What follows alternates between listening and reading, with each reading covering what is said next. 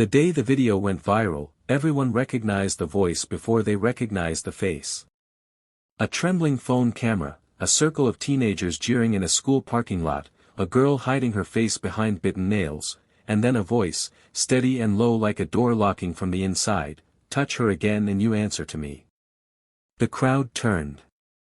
The camera shook. And the single dad they used to call the quiet mechanic stepped through the bodies like he was parting water. Later, after the meetings and the apologies and the consequences, people would say that's when the town changed. But in the moment, it felt smaller than that. It felt like a pair of hands finally catching a falling thing. Ray didn't look like the kind of man who changed the shape of a day. He was broad in a way that made his t-shirts look a size too small by afternoon, and he wore a permanent oil stain on his knuckles like it was a wedding band. Most people only knew him as the widower who ran the corner garage and worked late, the man who kept a photograph of his daughter taped above the register where he could see it every time he rang up windshield wipers and tire patches. Her name was Lila. 16. A shy smile, a messy bun more often than not, and a phone with a spiderweb crack crawling across the top corner like a frozen lightning bolt. She texted her dad a lot during the school day, little updates that read like postcards from a foreign country. English okay. Math test meh. Choir teacher nice today. She never told him about the girls who kicked her backpack on the steps, the boys who recorded their laughter at her stutter, the screenshots of her face filtered and scribbled over with clown noses and red arrows. She didn't tell him how lunch was sometimes a bathroom stall because the cafeteria felt like a courtroom. She didn't tell him how the worst thing was not the noise but the silence of everyone pretending not to see. Ray had been a single father since Lila was 7 and cancer took his wife with a gentleness that felt like cruelty. He measured time by school pickups and the clatter of dishes, by the small, sturdy rituals that build a life when you're trying not to fall apart. When Lila started high school, he told himself the kids would be kind enough, or at least not notice her. But the world had gotten sharper. Screens multiplied. Whispered jokes became 20-second clips with music underneath. When Lila's texts shifted from exclamation marks to ellipses, he told himself she was just a teenager finding her moody corners. Denial, he would learn, is a soft blanket with barbed edges. On the morning it began to unravel, the sky over their small town was the pale blue of a clean sheet. Ray made pancakes shaped like letters, L for Lila, R for Ray. And she laughed when the R looked more like a deer's head. He watched the sound unspool from her and he held on to it with his eyes, the way you hold sunlight. In your palms just for the feeling. You're okay? He asked casually, rinsing batter from the bowl. Big choir rehearsal? She nodded, a soft yes. She reached for her backpack, and when the strap slipped, her phone clattered to the floor. The cracked corner was worse. He frowned. Again. She gathered it up quickly, almost guiltily. It's fine. He didn't ask how it cracked the first time. At school, something was brewing. It started as a rumor that Lila had been talking to a senior boy, which was enough to paint a target on her. The boy had sent her a voice note after choir, "You sing like you mean it, that's rare," and she had saved it, playing it back in her room, not because she wanted the boy but because she wanted to believe the compliment was true. A girl from the dance team saw the way Lila smiled at her phone and decided it was funny. It doesn't take much tinder to start a fire that's waiting for a spark. By lunchtime, Lila walked into the courtyard to a row of girls tapping their phones in chorus, a rhythm like rain on a tin roof. They called out her name with the sing-song cruelty of kids mimicking a teacher. 53 Leia, they dragged it out. Say it again, one of them mocked, twisting her mouth into a stutter. SS say it. The boys at the far table watched like they were at the movies, chewing chips, recording. Lila's palms went cold. She shifted her tray and told herself to keep moving, keep breathing, find a table, find a small place where people look down at their food and not up at each other's pain. Careful, someone said behind her. A foot hooked the leg of her chair and when she sat, she fell. Juice spilled. Noodles slid off the plastic plate onto her jeans. A chorus of laughter rose like birds. She scrambled up, cheeks incandescent, courage sliding out from under her. Her hands shook so hard she pressed them into her pockets and they became fists by accident. "Say you're sorry," she heard herself whisper, not to them but to herself, like a spell that might make a door appear. "Sorry," a girl parroted, grinning at her friends. "SSS sorry." Phones tilted in the sun. Lila's chest tightened until breathing was a chore. She picked up her things and walked away. The choice to walk away feels noble in stories, but in real life it feels like leaving parts of yourself on the ground. By the time last period ended, the parking lot began to fill with exhaust fumes and impatient horns. Here is where it might have ended, another bad day folded into the many, but the dance team captain decided this was the moment for a grand finale. "Let's do it now," she whispered to her friends, and they moved in a formation that would have earned points for coordination. They cornered Lila between two cars, a semicircle with teeth. The video would later show the blur of her backpack, the shadow of an arm, the flash of a phone case with glitter stars. "Say it again," the captain said softly, and there was something in her softness that was worse than shouting. Someone nudged Lila's shoulder. Someone tugged her hair. The small mean things that accumulate into damage. It would have stayed small if not for the slap. Not even hard. Just matter of fact. Her head snapped a little. The camera vibrated with excitement like a living thing. Across the lot, Ray had arrived early. He liked to park under the lone maple at the far curb, give Lila a minute to walk and breathe, not make her feel hurried. He'd rolled down his window to listen to the afternoon, the thud of car doors and the scrape of skateboard wheels. He heard nothing unusual until he heard his daughter's voice, a sound he could recognize in a hurricane. "Don't," she said. Not loud. A prayer trying to be a command. He was out of the truck before he knew he'd moved. Later, he would remember how the sun laid itself across the hood and how the world telescoped into a single frame. The semicircle, the hand, the way Lila was trying to fold herself into smaller and smaller shapes. He didn't run. He walked, deliberate, his boots loud against the chalked asphalt, and the sound cut through the noise like a knock in a quiet house. "Hey," he said. The word was heavy enough that several heads turned. The nearest boy took a reflexive step back. The dance captain didn't. She tilted her chin, the kind of defiance that has never learned its own edges. The camera found Ray's face and tightened its focus. He didn't look angry. He looked like a man who knew how to hold up an engine while he unscrewed the bolts, focused, steady, patient with weight. "Touch her again," he said, and his voice spread out over the lot like shade, "and you answer to me." The boy who'd been filming swallowed audibly. Someone snickered, a brittle sound that wanted to be brave. The captain's mouth twisted. "She started," she said, but the sentence died halfway. Lila had gone very still. Ray didn't step closer. He didn't shout. He let the silence do its work and, inside it, the shape of what was happening finally became visible to everyone. Some moments you can deny until someone names them. He named it without saying the word. "Back up," he said quietly. "Now." The circle unraveled. Kids dispersed in twos and threes, doing the anxious math of liability and reputation. One lingered, eyes bright with the intoxication of the scene, wishing for more. Ray held his gaze a beat longer than necessary and the boy found a reason to go.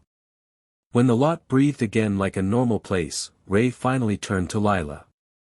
"You okay?" he asked, softer than before. She nodded too quickly. He knew she wasn't. He also knew you have to give people the dignity of their own timing. He stood with her in the space where the circle had been and waited for her lungs to remember how to work. Parents were arriving, teachers drifting out with tote bags and a tall walk of people who have stood all day. The principal, Mr. Caro, hustled toward them with concern creased into his forehead. Everything all right here, he called, which is the kind of question people ask when they are afraid of the answer. The boy with the camera captured the principal's voice, too, and the image of Ray standing like a lighthouse. He posted it with the caption, "Yo, the mechanic dad is not playing," and, because the internet has a nose for stories where a line is drawn, views began to stack like bricks. At home, Lila went to her room and closed the door with the quiet that means, "Please don't knock yet." Ray stood in the hallway, palms aching with the desire to fix something that wasn't made of parts. He brewed tea neither of them liked and left it outside her door anyway. He sat on the floor with his back against the wall and listened to the unsteady rhythm of her breath. When she finally opened the door, her eyes were red and her voice was mostly air. "I didn't want to make it worse," she said. He shook his head, slow. "Worse than this?" She told him then, not everything, but more than enough. The videos, the captions, the teachers who looked away because there are so many small cruelties and the day has only so much room. He learned the names of kids who had never brought their parents' cars to the shop and the nickname they had given her, a sticky, childish thing designed to make her smaller. He closed his eyes at that. "We're going to fix this," he said carefully. "And not by shouting. You trust me?" She nodded, though trust felt like a bridge with a missing plank. That night, he didn't sleep. He read in the churned light of his phone about policies and grievance procedures, about what schools must do and what they pretend they've already done. He learned the vocabulary of adulthood applied to childhood, reporting, documentation, accountability. He wrote down steps. People think courage happens in the moment, but most of it is in the preparation that makes the moment possible.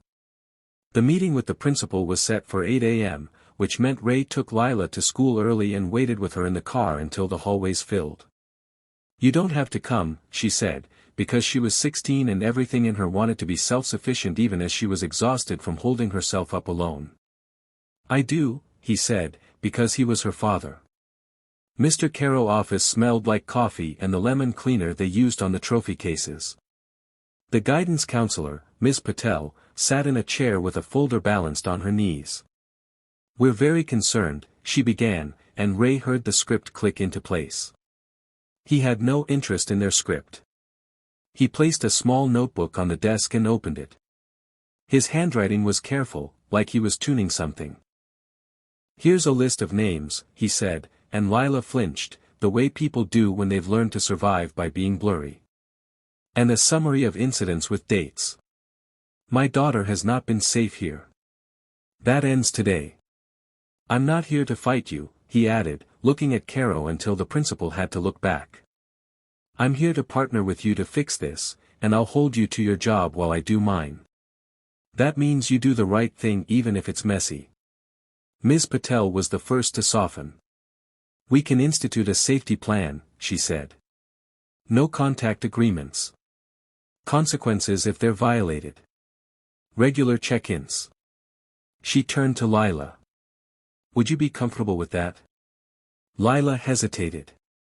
"Do consequences mean they'll just be more careful when they hurt me?" she asked, and the counselor's mouth tightened with the truth of it. "It means we see you," Ms. Patel said. "And sometimes seeing changes behavior." It wasn't a guarantee, but it was a start. The school moved quickly, as institutions do when they sense a story is escaping their walls. There were meetings with parents whose faces arranged themselves into shock, then defensiveness, then, for a few, something like shame. There were kids who apologized with one eye on the door and kids who apologized like the word could be a broom if they pushed hard enough. The dance captain smirked through hers. "We were joking," she said. "Everyone jokes." Ray didn't argue. He let the silence hold the shape of her words. "Jokes are supposed to make people laugh," Lila said quietly. "This just made other people brave about being mean." The captain blinked, as if someone had switched on lights too bright for the time of day. Consequences came. A suspension that felt too short. A ban from the next 2 football games that felt performative. A digital citizenship workshop that felt like trying to patch a roof with paper. Ray wanted to rage. Instead, he did the smaller, harder things. He drove Lila to therapy twice a week and waited in the truck, scrolling through nothing. He learned the names of her choir friends and invited them to the garage after hours to record harmonies under the easy noise of fans and tools. He repaired a dozen cracked screens for free, Lila's included, and when the kids asked why, he said, "Because I don't want you to learn that broken things are disposable." The video of him in the parking lot simmered online. It found its way into group chats and neighborhood pages, crossing the invisible fences that keep people separate even when they wave at each other. Most people cheered. A few complained about overreacting and kids these days can't take a joke. One comment, anonymous but unmistakably local, called Ray a thug. Another accused Lila of playing the victim culture card. The bile of it reached their doorstep the way rainwater creeps under a poorly sealed door, slowly, then all at once. When he found the comments, Ray's jaw went hard. He wanted to punch drywall. He wanted to smash the phone that delivered the poison. Instead, he woke Lila early the next Saturday and put a thermos of hot chocolate and 2 camp chairs in the truck. They drove out to the empty soccer field where the town's stray dogs liked to nap in the afternoon. The sky was the color of tin and smelled like snow that wouldn't come. "Why are we here?" Lila asked, laughter tugging at the corner of her lip at the absurdity of the chairs in the cold field. "To sit," he said. "To let the noise slide off. To remember where the ground is." They sat. Wind hassled their hair and their paper cups and the tiny, delicate muscles around their eyes relaxed. "When Mom was sick," he said after a while, "I spent a lot of time trying to control things I couldn't. The beeping of machines. The faces of doctors. The rhythm of what was leaving. I didn't get better until I learned to become very fierce about the things I could control. My hands on hers. How many times I said, 'I love you' out loud. The songs I played when she slept. This is like that. We can't make people decent.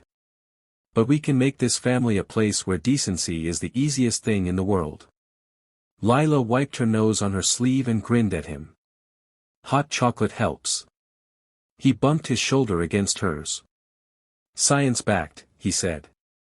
What changed after that wasn't dramatic. At school, people tested the line and found it wasn't moving. The boys who filmed found their audience diminishing. The girls who sneered found fewer laughs. A science teacher quietly told Lila she was brave. The librarian saved her a quiet table and pretended not to see that some afternoons she did homework behind the stacks just to breathe in between classes. Ms. Patel met with her and showed her how to document, not as a way of returning fire but of building a record the world recognizes. "Your pain is real even if no one clicks like," she said, and Lila felt something inside her, long folded, begin to stretch. There was backlash, too. One afternoon, someone stuffed a note into Lila's locker that said, "Snitch," in all caps, the ink pressed so hard the letters left dents. She stood a long time with the metal cool against her forehead. Then she took the note to the office, not because she believed it would fix anything, but because the small habit of telling the truth to someone responsible was something she and her father were practicing like scales on a piano. Ray faced his own ghosts. An old customer stopped coming into the garage and took his truck to a chain shop by the highway, muttering about drama. Someone keyed Ray's car at the grocery store, a long white arc like a half-moon across the door.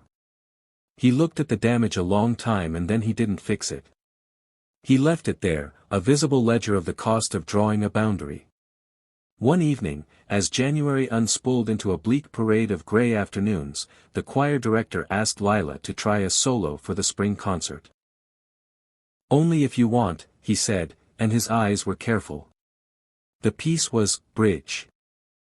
Over troubled water, which felt on the nose, but sometimes on the nose is exactly what fits. She practiced in the garage after closing, the smell of rubber and oil folding into the melody. Ray sat on a rolling stool and closed his eyes. There is a kind of singing that is just notes and a kind that is testimony. Lila found the second kind. When she finished, she looked over quickly, embarrassed by the tears she saw on his face. "You're biased," she said. "Absolutely," he said. The night of the concert, the auditorium was full. News of the parking lot incident and the video had traveled in weird, sideways ways, and there were people in the crowd who came out of curiosity and people who came out of hope. Ray sat in the third row, center, hands clasped, like a man about to lift something heavy. The dance captain was there with her mother. The boys who had filmed sat near the aisle, restless, their necks red from the heat of the room.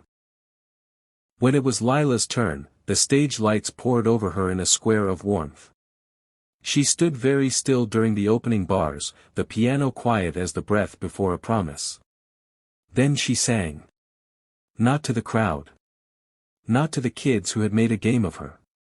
She sang to the part of herself that had learned to hide and to the memory of her mother who had once hummed this song while stirring sauce on a Sunday. When she reached the line, "I will lay me down," her voice dipped and the whole room leaned forward, as if drawn. After, there wasn't a standing ovation. That would have been too neat. But there was the sound of hands that meant, "We heard you," and there were faces in the crowd that had softened at the edges. The dance captain didn't clap at first. Then she did, once, twice, then she realized she was clapping and she didn't stop. The boys who filmed looked at each other and then down at their shoes, which is where shame lives when it shows up too late to be useful. Ray met Lila in the wings, and for a moment they didn't speak. He placed his hand lightly on the back of her head, the way he had when she was little, and she pressed her face against his shoulder like she was remembering a language. "You did that," he whispered. "You." The next week, Ms. Patel invited Ray to a parent forum on bullying and digital behavior. He didn't want to go.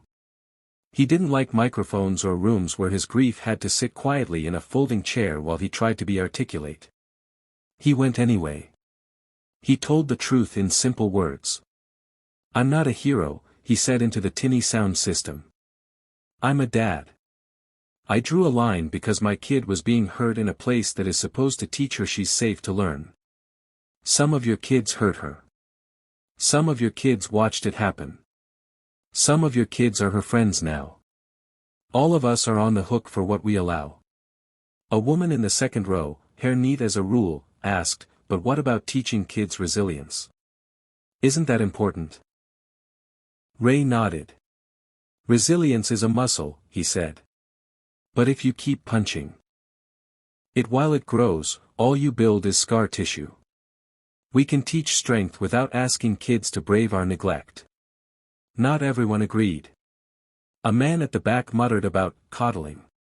Ms. Patel, who had listened to hundreds of stories that sounded the same but heard in their own ways, stepped forward. "There's a difference between cushioning and care," she said. "We're learning that together." Spring rolled in. The maple in the parking lot unfurled leaves like hands that had been clenched all winter. The videos slowed. The whispers quieted. Not because the town had become a miracle, but because the work of saying, "no more," had been steady enough to change the temperature. Lila laughed more. Not constantly, no one laughs constantly who has learned to watch doorways, but enough that Ray noticed himself relaxing in ways that surprised him, like a man putting down a tool he forgot he was holding. One afternoon, as they walked from the car to the grocery store, they passed the dance captain on the sidewalk. For a second, time stuttered. The girl's face was raw in a way that didn't belong to cruelty. "Lila," she said, and her voice betrayed her. She started, and stopped, and then, with visible effort, tried again. "My brother's been getting it at his school. I didn't get it until I got it." She shook her head, embarrassed by the sentence. "I'm not asking you to forgive me. I'm sorry." Lila stood there, the apology like a small, delicate bird between them. "Okay," she said, and in her okay was not absolution but an acknowledgement, "I heard you." The girl nodded, a tiny bow. She walked away less sure of herself, which can be the beginning of becoming someone else. That night, on the porch where the geraniums were starting to think about blooming, Lila told her dad about the apology. "Do you think she meant it?" she asked. Ray considered. "I think meaning it isn't a moment," he said. "It's what you do after the moment. But I'm glad she said it." He looked at his daughter, the set of her shoulders, the steadiness of her breathing. "I'm proud of you."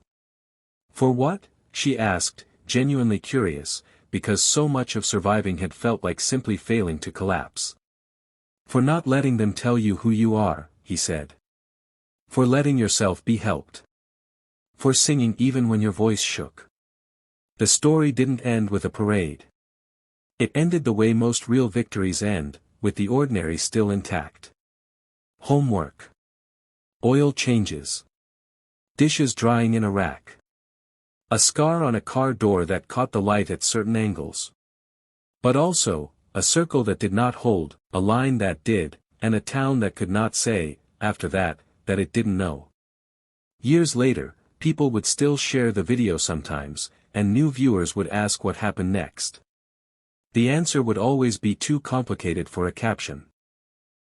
But if you listen closely to the audio at the end, over the clink of keys and the distant slamming of lockers, you could hear a girl say, "Okay," in a voice that had learned, finally, what it means to be seen.